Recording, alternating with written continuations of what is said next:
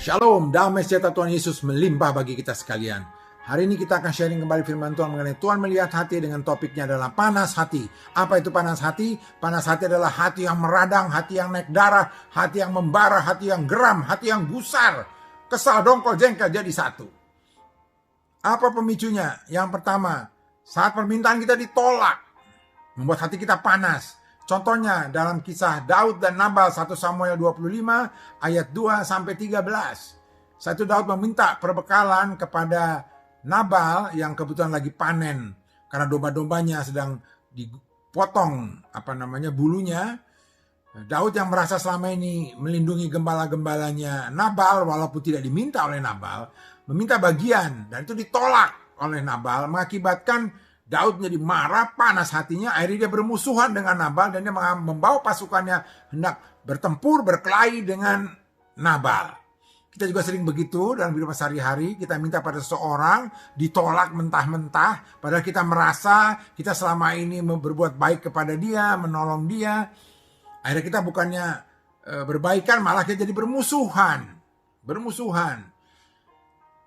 dengan orang yang menolak permintaan kita. Itu dalam kisah 1 Samuel 25 ayat 2 sampai 13. Pemicu yang kedua adalah saat pemberian kita. Kalau tadi permintaan, sekarang pemberian kita itu tidak diindahkan. Sama seperti kasus Kain dan Habel dalam Kejadian 4 ayat 3 sampai 8. Di mana persembahan Kain itu tidak diindahkan oleh Allah. Akibatnya apa? Kain menjadi panas hatinya. Tapi dia membalas pada Tuhan gak bisa. Ada dia balaskan kepada Habel, dibunuhnya Habel. Kita juga dalam kehidupan sehari-hari sering kita memberikan, bukan memberikan barang, mungkin memberikan senyum, memberikan waktu, memberikan sapaan, selamat pagi, apa kabar, ternyata orang tidak mengindahkan, boro-boro menjawab, mau didengar aja tidak. Mengakibatkan apa? Kita menjadi panas hati kita. Sialan nih orang, saya udah menegur baik-baik di gereja, ditengok dilirik pun tidak. Akhirnya apa? Kita menjadi panas hati. Mungkin kita tidak membunuh seperti Kain membunuh Habel, tapi kita melakukan hal menjadi marah, menjadi sakit hati. Akhirnya kita membunuh karakter orang itu dengan menjelek-jelekan orang itu kepada orang lain. Itu keterlaluan tuh orang, benar-benar. Masa saya menegur, dilihat pun tidak. Nah, itu membunuh karakter orang itu. Yang ketiga, yang membuat kita juga dipicu menjadi panas hati adalah saat kita diremehkan. Dalam kasusnya Haman dan Mordekai dalam Ester 5 ayat 9 dan sampai 14. Di mana Haman orang kedua di kerajaan itu di bawah Raja Ahasiweros sebagai Perdana Menteri, kaya raya, berkuasa.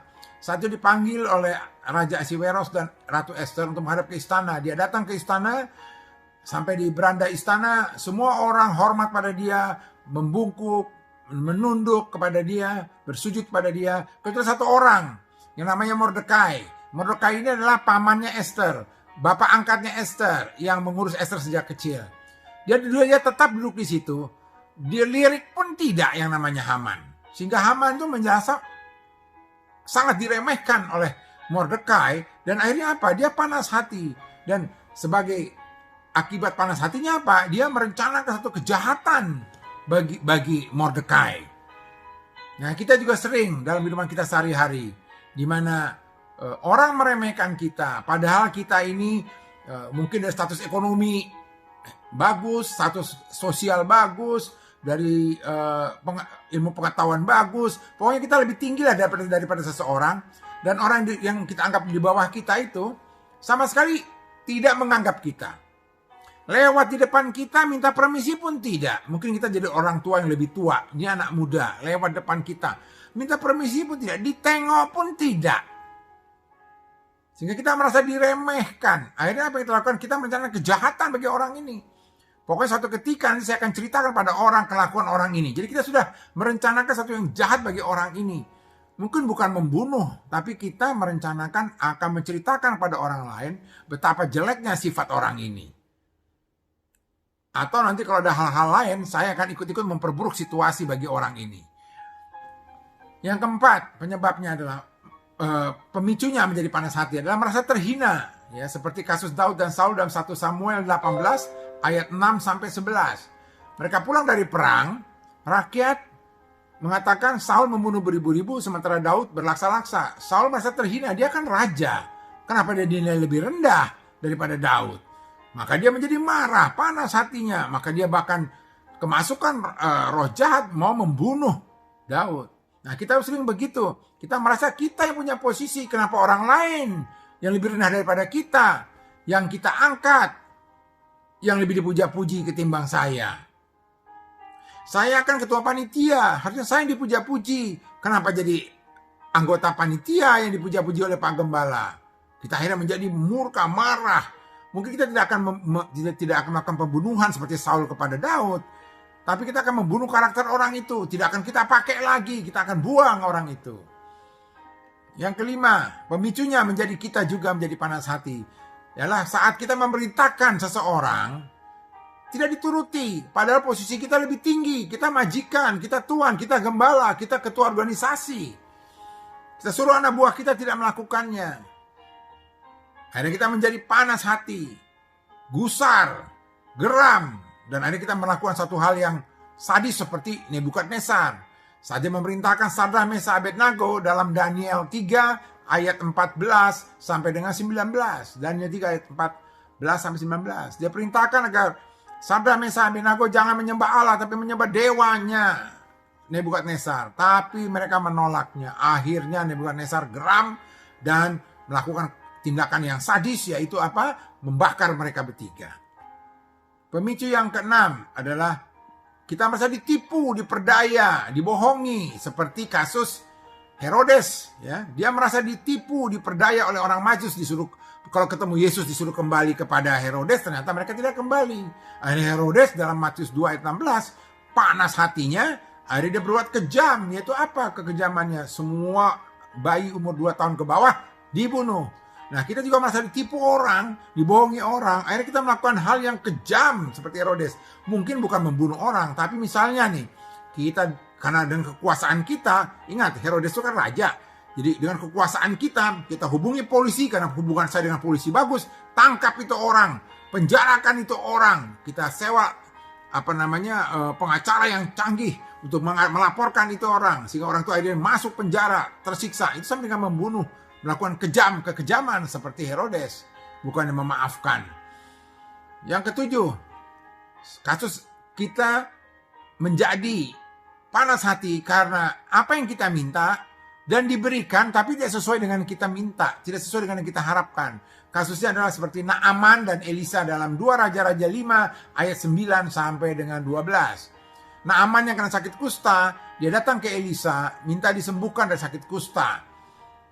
Nah, dia berharap Elisa datang keluar menyambut dia, tapi ternyata bukan, abdinya Elisa yang datang menyambutnya. Dan dia berharap ada Elisa tumpang tangan di atas kepalanya, maka dia sembuh. Tapi apa yang terjadi? Elisa memerintahkan dia untuk mandi di sungai Yordan. Jadi bukan Elisa tidak memberikan, Elisa memberikan, menjawab permintaannya Naaman. Tapi caranya Elisa, bukan caranya maunya Naaman. Apa yang terjadi? Naaman jadi marah, malah dia mau pergi. Nah, kita juga suka begitu, kita minta kepada, jangan pada Tuhan lah, ya, kepada sesama lah. Kita minta, saya minta modal dong 50 juta, saya pinjam dari 50 juta, nanti saya balikin dalam waktu 4 tahun.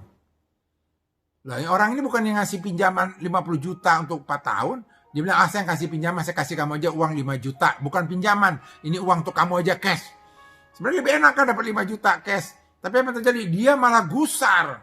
Bukan itu yang saya minta. Saya bukan minta belas kasihanmu. Saya mau minta ini. Nah, itu seperti itu. Akhirnya jadi gusar, jadi marah. Yang kedelapan yang menyebabkan itu juga adalah karena kita diperlakukan tidak patut, tidak baik, diperlakukan jahat. Seperti kasus Dina dan Sikem dalam Kejadian 34 ayat 1 sampai 7. Di mana Dina diperkosa oleh Sikem, akibatnya saudara-saudaranya Dina sakit hati dan marah.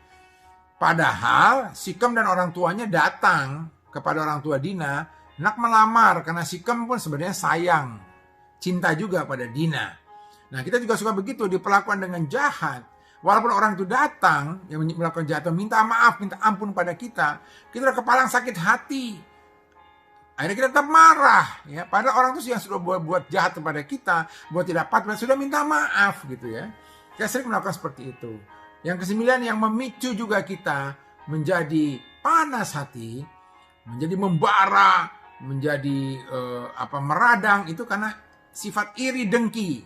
Ya, seperti kasus Yusuf dan saudaranya, di mana saudaranya iri dan dengki kepada Yusuf. Ya, karena karunia yang Yusuf punya.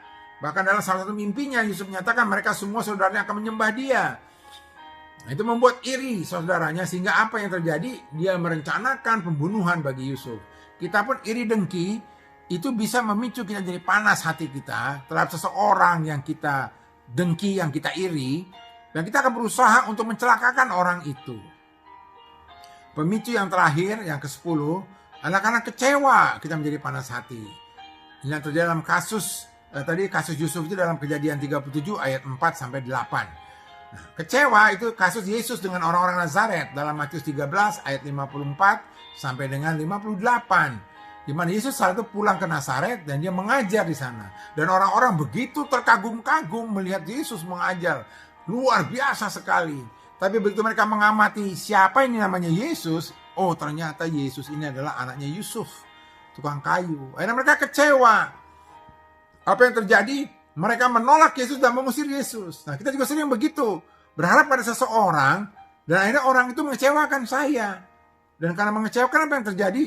Kita tolak orang itu dan kita usir. Nah, itu sering terjadi. Ada 10 pemicu. Pemicu kita menjadi panas hati. Yang pertama adalah karena permintaan kita ditolak. Kedua, pemberian kita tidak diindahkan. Yang ketiga, kita diremehkan. Yang keempat, kita merasa terhina. Kelima, kita permintaan atau perintah kita tidak dituruti. Yang keenam, kita diperdaya, ditipu, dibohongi. Yang ketujuh, apa yang kita minta, yang kita dapatkan tidak sesuai dengan keinginan kita. Yang kedelapan, diperlakukan dengan tidak patut, diperlakukan dengan jahat. Yang kesembilan, karena sifat iri dan dengki. Yang terakhir adalah pemicu kita menjadi panas hati adalah karena kita kecewa. Nah, pertanyaannya, apa sebenarnya penyebabnya sehingga kita menjadi panas hati dipicu oleh 10 hal tadi? Yang pertama adalah karena keakuannya yang sangat tinggi. Dan yang kedua, enggan, tidak mau kita merendahkan diri. Kita tetap merasa kita lebih penting daripada yang lain. Kita merasa lebih utama daripada yang lain. Kita merasa kita harus dipuji oleh banyak orang. Ya, contohnya seperti tadi. Daud panas hatinya karena permintaan ditolak. Ternyata kan ini yang minta saya, Daud, yang menjaga gembala-gembalamu. Kain, persembahan saya tidak diindahkan Tuhan. Saya lagi. Yang ketiga, contohnya adalah Haman merasa saya Perdana Menteri. Saya sama sekali diremehkan. Saya. Saul merasa terhina. Saya kan raja yang membawa Daud berperang. Lah, kenapa kok Daud lebih dipuji? Saya raja. Saya yang lebih dihormati. Saya lebih penting. Saya lebih utama. Saya lebih dipuji-puji. Raja Nebukadnezar, saya raja. Kenapa sampai Sadrak, Mesak, Abednego tidak mau menuruti? Saya. Herodes, saya raja. Kok berani-beraninya yang namanya orang Majus itu menipu saya? Naaman katakan, saya panglima perang. Pasukan saya perintahkan, nurut. Lah ini kok Elisa nyambut saya saja tidak? Saya, dan saya. Dan seterusnya. Dan tidak mau menerima saya direndahkan. Tidak bisa. Saya harus lebih tinggi. Karena saya lebih penting. Saya lebih utama. Nah, itu penyebabnya. Kedua hal itu. Dalam kehidupan sehari-hari kita pun juga begitu. Saya suami. Saya direktur. Saya pengkhotbah terkenal. Jemaat saya ribuan. Kenapa saya perlakukan seperti ini? Kenapa permintaan saya kok ditolak? Saudara kan yang ngundang saya khotbah. Saya kasih syarat ini. Saudara tidak mau? Ya sudah, nggak usah. Saya dan saya. Akunya terlalu tinggi. Dan tidak mau merendahkan diri. Nah, 10 pemicu tadi dan reaksi Daud, reaksi Kain, reaksinya Naaman, Haman, Herodes dan sebagainya, itu semua reaksi tidak berkenan di hadapan Allah. Karena pemicunya adalah, penyebabnya adalah keakuannya.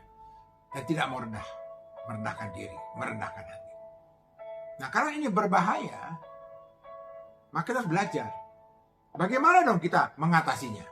Bagaimana saya mengatasinya supaya saya tidak panas hati? Ada beberapa hal. Yang pertama, saya harus belajar dari satu pribadi yang pernah mengalami 10 hal tadi, 10 pemicu tadi, dan berhasil mengatasinya dengan cara apa? Merendahkan dirinya dan mengosongkan keakuannya. Jangan belajar ke saya, karena saya juga sedang belajar kepada pribadi itu. Kalau saya merendahkan diri itu biasa. Tapi kalau Presiden Jokowi merendahkan diri, itu baru luar biasa. Presiden Jokowi diremehkan, dihina, difitnah, dia diam saja. Itu baru hebat. Tapi masih ada nggak yang di atas Jokowi? Yang lebih tinggi dari Jokowi, yang bisa merendahkan diri? Yang ditolak permintaannya, yang pemberiannya kita tidak anggap, yang diremehkan, yang dihina, tapi tidak bereaksi seperti Daud, Saul, Kain. Ada nggak yang lebih tinggi dari Jokowi?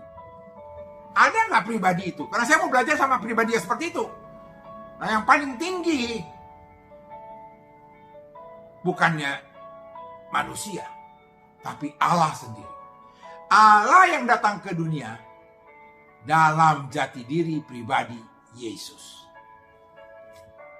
Maka yang pertama, saya mau ikut Yesus, saya mau belajar pada Yesus. Itu yang akan saya lakukan. Maka sesuai dengan Markus 8 ayat 34, yang menyatakan setiap orang yang mau mengikut Yesus, ia harus menyangkal dirinya. Jadi saya mau mengikut Yesus. Kenapa mau ikut Yesus? Karena Yesus berhasil.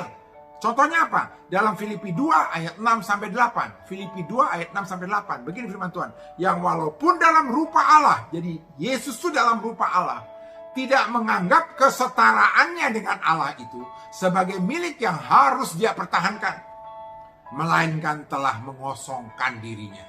Dia sudah berhasil mengosongkan dirinya sendiri. Dia sudah berhasil keakuannya itu dihilangkannya. Keakuannya yang tinggi itu, karena dia Allah Maha Tinggi. Keakuannya yang tinggi sudah berhasil dia kosongkan. Dan selanjutnya dikatakan, dan mengambil rupa seorang hamba dan jadi sama dengan manusia. Jadi dia yang Maha Tinggi sudah berhasil juga merendahkan diri menjadi manusia, bahkan menjadi hamba. Nah, ini pribadi yang luar biasa, yang lebih dahsyat daripada Jokowi, lebih dahsyat daripada segala manusia, lebih dahsyat daripada segala nabi-nabi. Yaitu siapa? Tuhan sendiri, Allah sendiri. Yang turun ke dunia dalam rupa Yesus, yang sudah mengosongkan dirinya, bahkan menjelma menjadi hamba dan manusia. Apakah benar sudah berhasil? Mari kita lihat. Saat Yesus meminta sesuatu, yaitu pada pemuda yang bertanya kepada Yesus mengenai perbuatan baik apa yang harus saya lakukan supaya hidup kekal. Setelah terjadi diskusi, akhirnya disampaikan oleh Tuhan, kalau kau lebih mau sempurna, Yesus katakan, jualah semua hartamu dan berikanlah pada si miskin, sesuai dengan Matius 19 ayat 16-22. Apakah permintaan Yesus dilakukan oleh pemuda itu? Tidak. Marahkah Yesus? Berkelahikah? Bermusuhankah? Seperti Daud bermusuhan dengan Nabal? Tidak. Contoh yang kedua. Tuhan Yesus memberikan keselamatan kepada kita. Dia sudah disalib. Tapi apakah semua manusia mengindahkan, mau menerima keselamatan itu. Ternyata tidak semua. Tapi apakah langsung Tuhan Yesus memutuskan seperti Kain membunuh Habel? Apakah Yesus langsung mengatakan, ya udah kalau kau tidak mau ikuti, sekarang kau mati? Tidak. Tuhan masih memberikan kesempatan. Itu sebabnya dalam 2 Petrus 3 ayat 9 dikatakan, ia tetap sabar karena dia menginginkan tidak satu orang pun binasa, tapi semua orang itu bertobat, ya, berbalik dan bertobat. Lebih lanjut dalam Roma 2 ayat 4 dikatakan, janganlah menganggap sepi kekayaan kemurahannya, kesabarannya, kelapangan hatinya. Tidakkah engkau tahu kemurahannya menuntun engkau kepada pertobatan? Jadi dia bukan membunuh seperti Kain, tapi dia memberikan kemurahan. Dia sabar walaupun pemberiannya tidak diindahkan. Yang ketiga contohnya lagi adalah saat Yesus diremehkan di Nazaret. Dia pulang kampung ke Nazaret. Begitu orang-orang tahu dia itu anaknya tukang kayu, ditolak dan diusir. Matius 13 ayat 54-58. Apakah Yesus langsung seperti si Haman langsung merencanakan kejahatan untuk membunuh orang Nazaret? Tidak. Dia tidak melakukan seperti yang Haman lakukan. Saat dia dihina, ya, dalam Matius 26 ayat 67, saat dia ke Mahkamah Agama, dia dihina, diludahi, bahkan ditinju.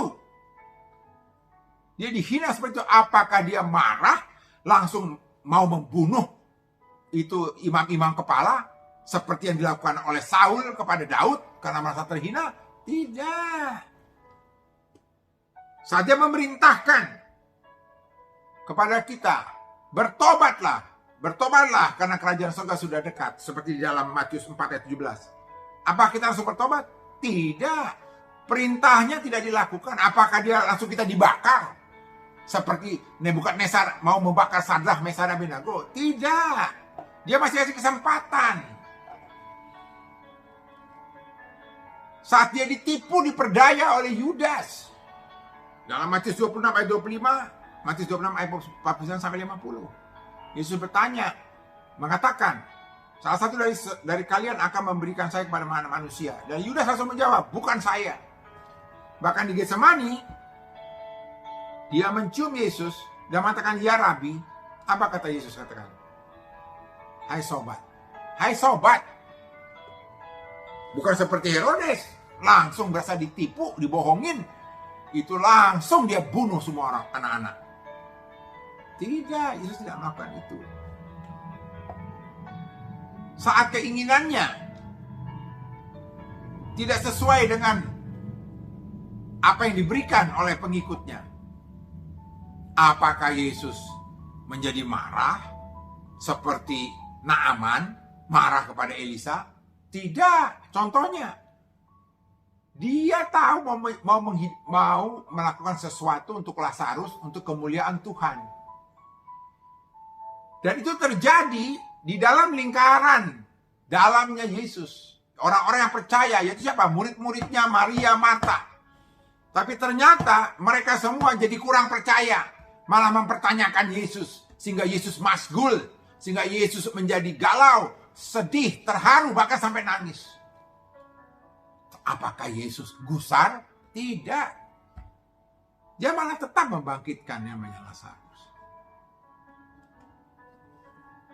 Saat dia diperlakukan dengan jahat, dilempari batu Yudea, apakah dia langsung meninggalkan Yudea? Tidak, dia akan kembali juga dia ke Yudea. Saat dia dikecewakan, murid-muridnya lari daripadanya. Semuanya kabur, lari. Ya, saat dia ditangkap di Getsemani. Bahkan Petrus menyangkalnya. Mengecewakan Yesus. Apakah Yesus mengusir mereka seperti orang-orang di Nazaret mengusir Yesus? Tidak. Malah saat Yesus bangkit, Yesus memanggil mereka kembali. Itu sebabnya saya mau mengikuti Yesus. Karena itulah berhasil dia. Dia sudah berhasil menekan keakuannya, mengosongkan dirinya, dan merendahkan diri. Nah, untuk mengikuti Yesus ada syaratnya, saudara. Markus 8 ayat 34. Setiap orang yang mau mengikuti Yesus, ia harus menyangkal dirinya. Dia harus menyangkal diri saya, mengingkari diri saya. Bisakah saya menyangkal diri? Bisa. Saya kasih satu contoh. Jika ada seorang fans yang mengidolakan seorang artis, dimanapun si artis itu show, melakukan pertunjukan, dia akan ikuti. Di kota Bandung, dia pergi ke Bandung. Dia mengadakan pertunjukan Surabaya, dia ke Surabaya. Di Medan, mengadakan pertunjukan, dia pergi ke Medan. Jadi dimanapun Yesus berada, saya ikut. Bahkan, si fans ini, pakai bajunya pun, gambarnya gambar si aktor atau artis itu. Gaya rambutnya pun mengikuti gaya rambut si artis. Warna yang dipakai pun warna yang disukai si artis. Karena itu idolanya, dia mengikuti teladan dia. Nah, kita pun kalau mengikuti Yesus, demikian. Apa yang dikatakan Yesus, itu yang saya lakukan. Cara hidup Yesus, itu yang saya contoh. Karena dia idola saya, itu teladan saya. Tidak ada lagi saya. Yang ada hanya idola saya, yaitu Yesus. Makanya kalau mengikuti Yesus, harus ikuti. Kan tidak mungkin ada seorang fans, saya kasih contoh misalnya ya. Ini ada pemusik artis A. Ada juga pemusik artis B. Dia itu idolanya adalah artis A. Kan tidak mungkin dia pergi ke pertunjukan si A, dia menggunakan baju dengan gambar artis B. Nggak mungkin kan? Dia idolanya itu adalah yang A kok. Jadi kalau saya pun idolanya itu Yesus, yang saya contoh adalah perilaku Yesus, bukan perilaku dunia.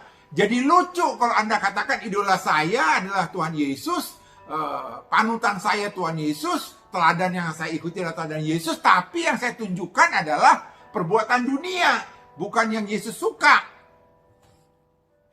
Itu lucu.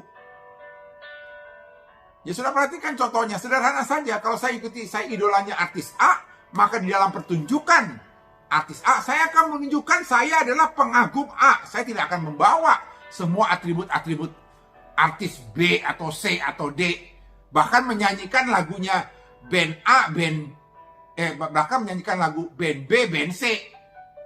Kan lucu nih, si artis A, band A sedang menyanyikan lagunya, sementara saya ikut-ikutan di bawah panggung menyanyikan lagu bukannya band A tapi band B. Apa yang terjadi? Diusir Anda. Jadi lucu juga kalau Anda katakan teladan saya Yesus, saya mau hidup seperti Yesus, mengikuti Yesus, tapi kelakuan Anda menunjukkan bukan seperti Yesus tapi seperti dunia ini. Nah, itu lucu namanya. Itu yang pertama.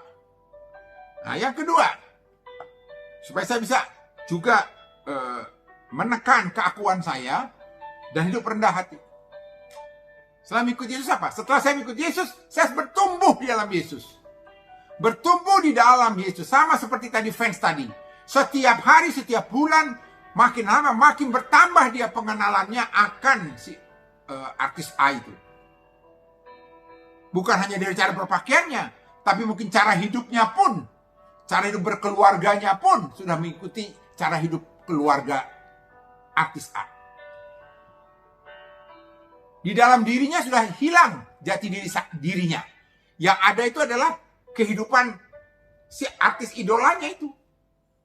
Jadi kita pun, kalau kita mengikuti Yesus, yang kedua kita harus bertumbuh juga dalam kepenuhan Kristus. Seperti Efesus 4 ayat 13. Bahkan lebih jauh lagi dalam Galatia 2 ayat 19-20 dikatakan, kalaupun saya hidup, bukan lagi saya yang hidup dalam diri saya, tapi Kristus.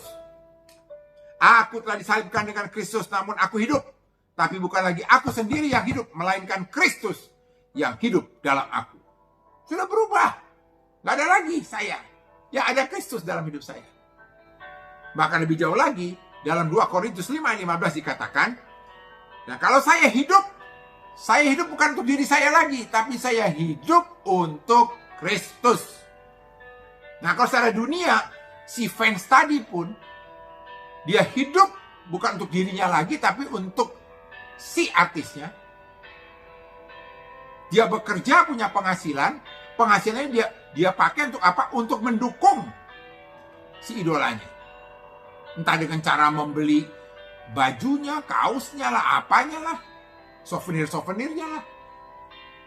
Nah, kalau saya pun sekarang hidup, kalau memang idola saya Kristus, dan saya ingin mengikuti Kristus, maka sekarang saya pun hidup, itu bukan untuk saya, tapi untuk Kristus. Jadi apa yang diperintahkan Kristus, itu akan saya lakukan. Kalau Kristus katakan, sampaikanlah berita Injil sampai ke ujung dunia, ya itu yang saya lakukan. Segala upaya saya, sumber daya saya akan gunakan untuk melakukan yang disuruh idola saya.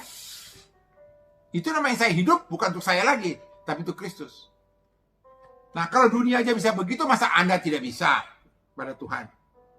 Nah, itu yang kedua. Dengan demikian, saudara tidak akan lagi fokus pada diri Anda, tidak akan lagi meninggikan diri, tapi akan mengikuti idolanya. Hidup seperti idolanya. Nah, yang ketiga, karena sudah mengikuti Yesus, dan sudah di dalam dirinya tidak ada lagi dia, yang ada hanya Kristus, dan kalau dia hidup hanya untuk Kristus, bukan untuk dia, maka sekarang manusia rohaninya pun, ini yang ketiga, makin dewasa, makin bertumbuh.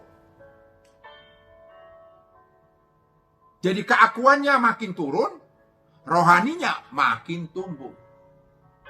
Ketinggian hatinya makin turun, kerendahan hatinya makin dominan. Karena itu yang dilakukan oleh Yesus.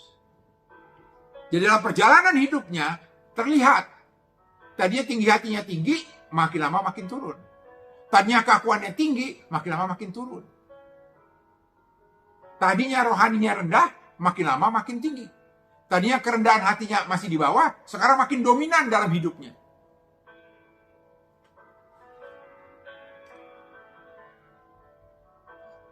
Dan kehidupan rohani itu bertumbuh juga karena dengan penuh kesadaran, sesadar-sadarnya, apa yang teladannya, idolanya telah lakukan. Bahwa dia sudah diselamatkan, sudah diampuni, itu jauh lebih berharga dari segala macam penolakan terhadap permintaannya, tidak diindahkan pemberiannya, diremehkan, dihina, tidak diikuti perintahnya, permintaannya tidak dikabulkan tapi tidak sesuai dengan diharapkan, ditipu, dikecewakan, diiri dengki, diperlakukan jahat, itu tidak ada artinya dibandingkan keselamatan dan pengampunan dosa. Nah, itu kalau rohaninya makin naik, seperti itu. Kerendahan hatinya makin dominan, seperti itu. Dia menyadari bahwa yang sudah diberikan oleh teladannya kepada saya itu sudah lebih dari segala sesuatu. Yang kedua apa? Tuhan sudah menyiapkan tempat bagi kita di rumah Bapa. Nah, itu rohaninya sudah mulai tumbuh. Selain kesalahan, dia sudah menyadari keselamatan dan pengampunan dosa itu lebih hebat dari segala sesuatu di dunia ini. Kedua, dia tahu bahwa dia sudah siapkan tempat di rumah Bapa. Dan ketiga, kalau dia masih hidup di dunia ini saat ini, itu dengan diberikan kepercayaan untuk melakukan tugas. Nah, seorang fans itu, tadinya fans biasa, ya cuma dengar lagunya, dia akan menaik statusnya saat si artis memanggil fansnya dan diberi tugas. Nah, kamu sekarang sebarkan lagu-lagu saya di negara mana atau di kabupaten mana atau provinsi mana. Wah, itu merasa kehormatan luar biasa. Jadi kita pun sudah diberi kepercayaan tugas oleh Tuhan untuk ngapain. Yang keempat, rohani kita bertumbuh karena hati kita makin dominan, karena kita tahu Tuhan akan kembali lagi menjemput kita. Ya, jadi yang pertama, menyadari keselamatan, pengampunan dosa. Tuhan sudah menyiapkan tempat bagi kita. Kita diberi kepercayaan untuk melakukan tugas yang Tuhan berikan kepada kita. Dan yang keempat, Tuhan akan datang kembali memanggil kita, menjemput kita. Nah, yang keempat, supaya kita bisa melawan keakuan kita dan hidup rendah hati. Yaitu apa? Yang keempat, kuasai dirimu sesuai dengan 2 Timotius 4 ayat 5. 2 Timotius 4 ayat 5. Tetapi kuasailah dirimu dalam segala hal. Segala hal. Jadi kalau ada orang yang menolak permintaanmu, pemberianmu tidak diindahkan, engkau diremehkan, engkau dihina, perintahmu tidak diikuti, engkau ditipu, permintaanmu dikabulkan tetapi tidak sesuai dengan harapan, diperlakukan dengan buruk, mengalami iri dan dengki, dikecewakan, kuasai diri kita. Karena kita sudah ikut Yesus. Sudah ada tumbuh dalam diri kita. Kita sudah bertumbuh dalam Kristus. Tidak ada lagi saya dalam diri saya, ada hanya Kristus. Dan kalau saya hidup, saya hanya untuk Kristus. Dan rohani saya sudah mulai naik. Karena saya tahu yang lebih berharga dari semuanya itu adalah pengampunan dosa, keselamatan. Saya sudah punya kepastian tempat ada di rumah Bapa. Maka saya diberi kepercayaan, diberikan tugas oleh Tuhan, idola saya itu. Jadi saya bukan orang sembarangan lagi, bukan sebagai fan-fan biasa. Saya sudah berikan kepercayaan. Yang keempat, dia akan datang kembali menyebut kita. Itu lebih penting daripada segala hal tadi yang 10 pemicu tadi. Tapi kuasailah dirimu dalam segala hal dan sabarlah menderita. Sabar menderita. Kenapa sabar menderita? Bagaimana caranya supaya saya sabar menderita? Ibrani 12 ayat 3. Ibrani 12 ayat 3 mengatakan begini. Ingatlah selalu akan dia, yaitu Yesus, idola kita, teladan kita. Yang telah tekun menanggung bantahan yang sehebat itu terhadap dirinya dari pihak orang-orang berdosa. Supaya jangan kamu menjadi lemah dan putus asa. Jadi saat saudara mengalami tekanan-tekanan 10 pemicu tadi, ingatlah akan Kristus, idola kita, teladan kita, Tuhan kita. Yang sudah terlebih dahulu menanggung itu. Karena saudara dengan mengingat itu, saudara tahu, oh Yesus ternyata sudah lebih dahsyat mengalaminya. Dia itu Tuhan ya, dia bukan orang sembarangan. Kalau yang menolak permintaan kita kan manusia. Yang tidak mengindahkan pemberian kita kan manusia. Yang meremehkan kita kan manusia. Yang menghina kita kan manusia. Yang tidak mau melakukan perintah kita kan manusia. Yang menipu kita kan manusia. Yang tidak memberikan sesuai dengan apa yang kita mau juga manusia. Yang memperlakukan kita dengan jahat juga manusia. Yang iri dengki sama saya juga manusia. Yang buat saya kecewa juga manusia. Ini Tuhan Yesus itu Tuhan. Dan yang menolak dia itu manusia berdosa. Bisa bayangin seperti apa itu. Itu Tuhan yang menciptakan mereka. Dan mereka yang ciptakan itu, yang dikasihnya itu yang menolak. Itu yang mengabaikan pemberiannya. Itu yang meremehkan dan menghina dia. Bisa bayangkan. Nah kalau saudara ingat itu, maka Tuhan katakan dalam Ibrani 12 ayat 3. Supaya kita itu tidak menjadi lemah dan putus asa. Karena dengan mengingat itu kita menjadi sabar. Ya. Jadi yang keempat tadi, kuasai diri dalam segala hal, sabar menderita dengan mengingat bahwa Yesus telah mengalami yang lebih dahsyat daripada kita. Lanjutan firman 2 Timotius 4 ayat 5 katakan, lakukanlah pekerjaan pemberitaan Injil dan tunaikanlah tugas pelayananmu. Artinya apa? Engkau pun untuk sabar. Selain mengingat apa yang dialami oleh Yesus, fokus kepada tugas yang Tuhan berikan pada kita. Fokus pada tugas itu. Jangan kepada diri saya fokusnya, tapi pada tugasnya. Fungsi kita diadakan oleh Tuhan di dunia ini. Jadi kalau saudara seorang suami, istrinya tidak mau tunduk sama saudara, tidak menghormati saudara, jangan sampai saudara fokus pada diri saudara yang tidak dihormati, diri saudara yang dihina oleh istri. Tapi fokus pada tugas Anda sebagai suami. Yaitu apa? Mengasihi istrimu. Terlepas istrimu kurang ajar atau tidak. Fokusnya ke fungsi yang Tuhan percayakan. Karena itu idolanya Anda kan Tuhan. Demikian juga Tuhan kan. Dia sabar kok walaupun kita berdosa dan bebal, bolak-balik jatuh. Dia tetap sabar. Ya, kita ingat pada fungsi kita. Ya.